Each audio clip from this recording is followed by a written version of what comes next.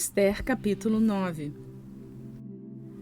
E no 12º mês, que é o mês de Adar, no dia 13 do mesmo, em que chegou o prazo para a palavra do rei e seu decreto serem executados, no mesmo dia em que os inimigos dos judeus esperavam vencê-los, sucedeu o contrário, porque foram os judeus que venceram aqueles que os odiavam. Os judeus se ajuntaram em suas cidades em todas as províncias do rei Assuero para atacarem os que procuravam lhes fazer mal. E ninguém pôde subsistir diante deles, porque o temor a eles tinha caído sobre todos os povos. E todos os governadores das províncias, e os sápatras, e os líderes, e os oficiais do rei auxiliavam os judeus, porque o temor a Mardoqueu tinha caído sobre eles, porque Mardoqueu era grande na casa do rei, e sua fama ia por todas as províncias, pois o homem Mardoqueu havia se engrandecido. Assim os judeus feriram a todos os seus inimigos com golpes de espada, matança e destruição, e fizeram o que quiseram daqueles que os odiavam. E na fortaleza de Suzã, os judeus mataram e destruíram 500 homens, inclusive a Parsandata, Dalfon, Aspata, Porata, Adália, Aridata, Farmasta, Arissai, Aridai e Avaissata, os 10 filhos de Amã, filho de Amedata, inimigo dos judeus. Porém não puseram suas mãos no despojo. No mesmo dia, veio diante do rei a contagem dos mortos na fortaleza de Suzã. E o rei disse à rainha Ester: na fortaleza de Suzã, os judeus mataram e destruíram a 500 homens, e aos 10 filhos de Amã. Nas demais províncias do rei, o que teriam feito? Qual, pois, é a tua petição para que te seja concedida? Ou qual é o teu pedido para que te seja feito? Então disse Ester: se for do agrado do rei, conceda-se também amanhã aos judeus em Suzã que façam conforme a lei de hoje, e que enforquem na forca os 10 filhos de Amã. Então o rei disse que assim se fizesse, e deu-se a ordem em Suzã, e enforcaram aos 10 filhos de Amã. E os judeus que estavam em Suzã se ajuntaram também no dia 14 do mês de Adar, e mataram 300 homens em Suzã. Porém não puseram suas mãos no despojo. Também os demais judeus que estavam nas províncias do rei se ajuntaram e, para se porem em defesa de sua vida e terem repouso de seus inimigos, e mataram a 75.000 daqueles que os odiavam, porém não puseram as mãos no despojo. Sucedeu isto no dia 13 do mês de Adar, e repousaram no dia 14 do mesmo, e fizeram dele um dia de banquetes e de alegria.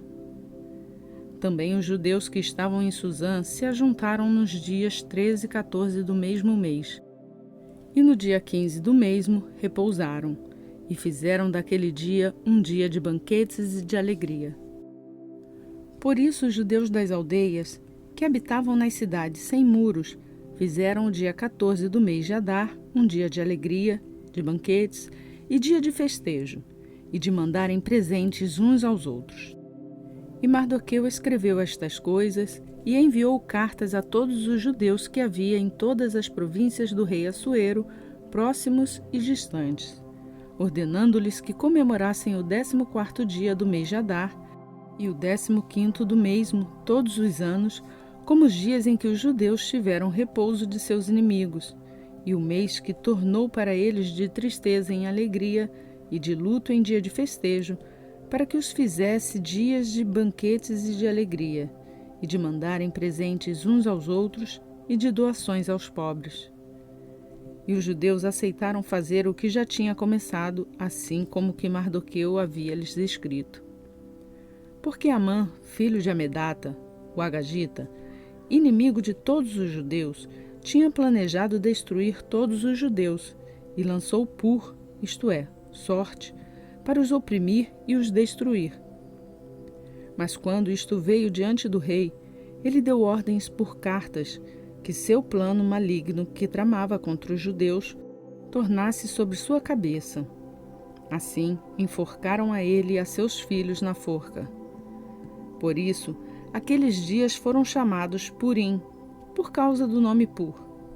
Portanto, por causa de todas as palavras daquela carta e do testemunho quanto a isso, e do que veio sobre eles, os judeus confirmaram e comprometeram a si mesmos e a seus descendentes, e a todos os que fossem próximos deles, que não deixariam de comemorar estes 2 dias conforme o que foi escrito deles, e conforme seu tempo determinado, todos os anos. E que estes dias seriam lembrados e comemorados em todas as gerações, famílias, províncias e cidades. E que estes dias de Purim não seriam ignorados pelos judeus, e que sua lembrança nunca teria fim entre seus descendentes. Depois disto, a rainha Ester, filha de Abiail, e o judeu Mardoqueu escreveram com todo o poder para confirmarem pela 2ª vez esta carta de Purim.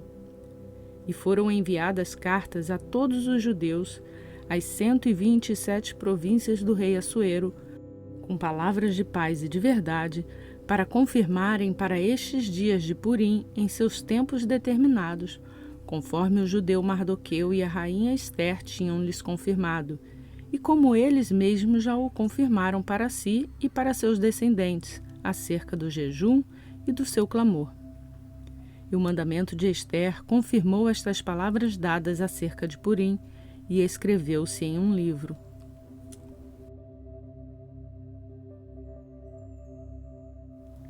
Ester, capítulo 10.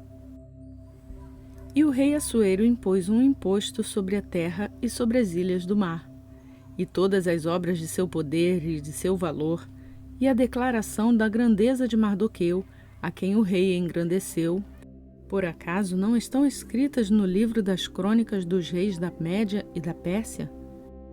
Pois o judeu Mardoqueu foi o 2º depois do rei Assuero, e grande entre os judeus, e agradável à multidão de seus irmãos, procurando o bem de seu povo, e falando prosperidade para todo o seu povo.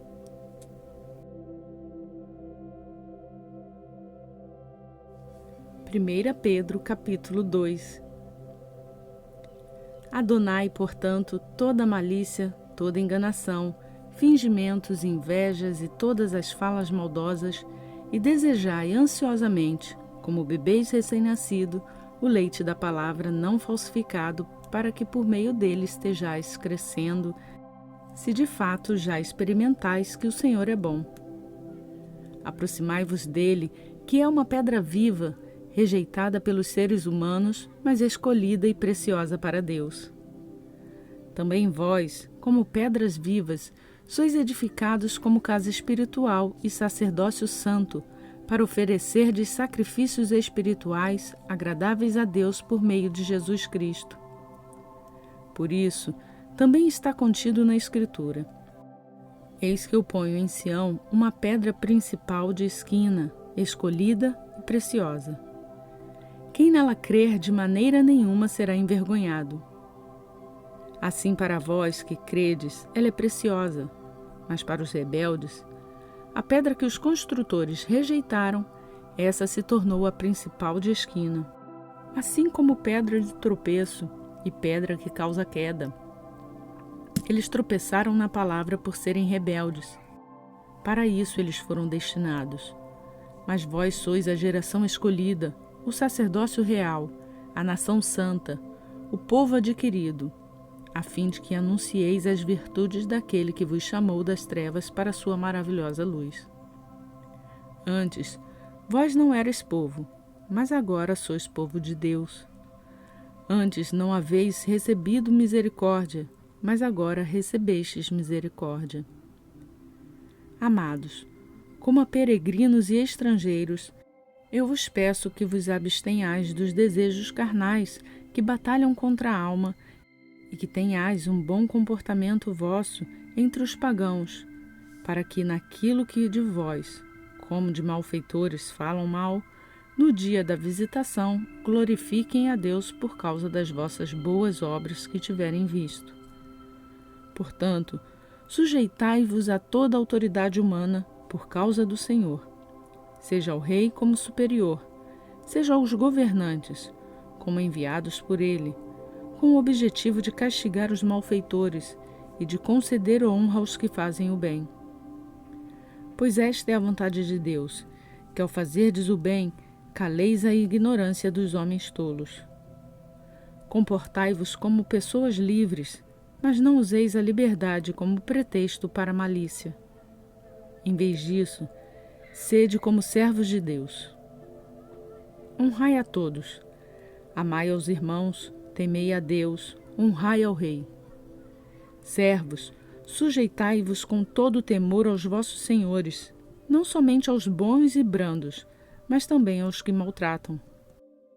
Pois coisa agradável é se alguém, por causa da consciência a respeito de Deus, experimente dores, sofrendo injustamente.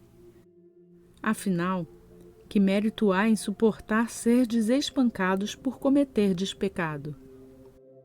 Contudo, se quando fazeis o bem, sois afligidos e suportais, isto é a Deus. Pois para isto foste chamado, porque também Cristo sofreu por nós, deixando-nos exemplo para que sigais a seus passos. Ele não cometeu pecado, nem engano foi achado em sua boca.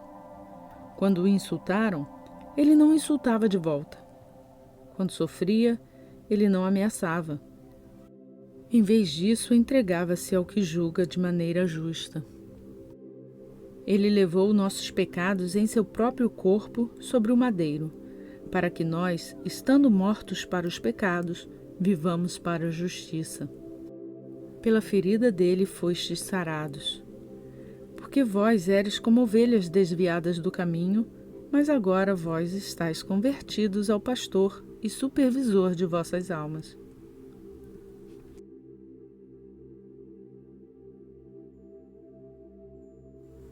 Concluímos hoje a leitura do dia 224 do nosso plano de leitura bíblica. Seguimos rumo à leitura completa da Bíblia em um ano. Você também sente vontade de fazer a leitura completa da Bíblia e às vezes se sente desmotivado ou começa a ler, desiste no meio? Vamos juntos, vem comigo e vamos fazer essa leitura todos os dias. Se inscreva no canal e lembre-se de ativar o sininho. Dessa forma, todos os dias você será notificado quando um novo vídeo for postado e poderá fazer a sua leitura junto conosco. Obrigada a todos que já me acompanham nessa leitura. Peço a Deus que encha as suas vidas de bênçãos. E até amanhã, se assim Ele nos permitir.